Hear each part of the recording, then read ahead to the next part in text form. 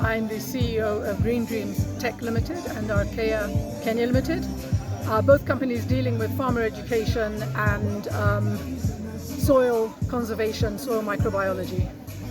It was fantastic coming here today to this event, our first National Tree Planting Day. I came with my brother, we came across from Ondiri where we planted trees, and we came across here into the back of the Kararapon forest to plant trees. It's been a wonderful occasion, lots of people. It's really super to see so many people getting out there and planting. My focus on planting trees is around the microbiology that trees need in their roots, and I was given a super opportunity to speak to the crowd here just to talk about how trees sequester carbon, bring the carbon down, and this is all about climate change, using trees to draw down carbon, to lock carbon in the ground. But if we look around us, we can see that there is so much greenery here. It is a beautiful forest. No fertilizer has been used here, no DAP, no NPK, no CAN. And my question was, then how are the trees getting the micronutrients that they're not getting from the carbon in the atmosphere? How are they getting the selenium? How are they getting some of the nitrogen? How are they getting, cobalt and all the other nutrients that plants need? And phosphorus. And the reality is they do it through their communication with the microbes in the soil. So trees, we now know, new science, cutting edge science, they bring down between 30 to 40, sometimes 70% of the carbon that they're sequestering. They turn into liquid carbon and they feed it as sweet exudates through their roots to the biology. The biology in their soils, that includes amoeba, fungi, bacteria, nematodes, protozoa, a whole bunch of the living soil food web. They work in conjunction. They then bring the nutrients to the tree that the tree needs. So the tree exchanges sweet sugar carbon for those other micronutrients, and those microbes get it through using acids and enzymes, stripping it from the rocks and the other particles in the ground, and bringing those minerals and nutrients to the tree. So there's that symbiotic relationship. When we destroy our soils, it doesn't happen. When it rains in the forest here, and we've seen in the beautiful springs of the rivers, the water's filtered and it's wonderfully clean. But when we go to our countryside where we're farming, when it rains, the soils turn brown.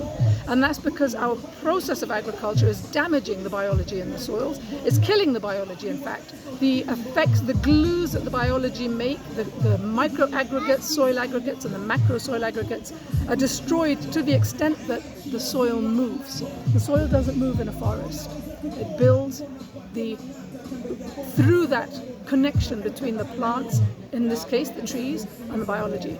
So my brother is working with all of the markets here in Rongai and in Ngong, in Kaseria and others, where he's looking at taking the nutrients that are coming from the farming places as in plant waste.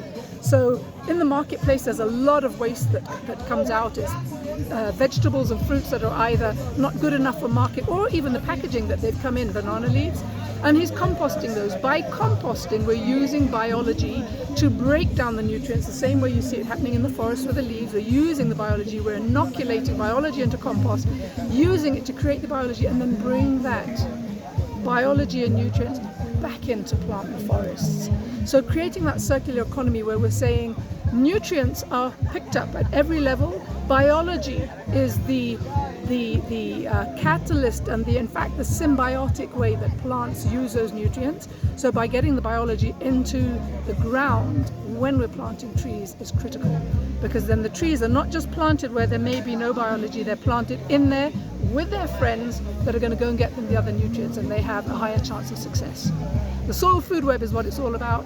Soil is one of the last biggest carbon sinks, and the process we're going through now with our 15 billion tree planting program is going to go even further when we add into that putting compost in there with the trees. The trees will sequester more carbon faster. Thank you.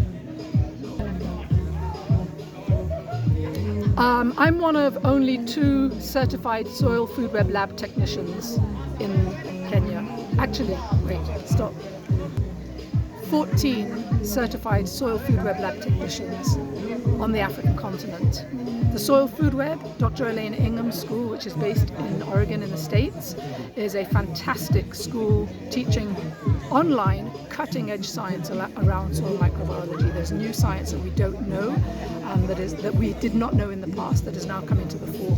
I'm one of only 2 in the East African region who have this certification. I implore all of you who are listening, who want to get into and feel passionate about soils and about climate sequestration through soils, reach out to me.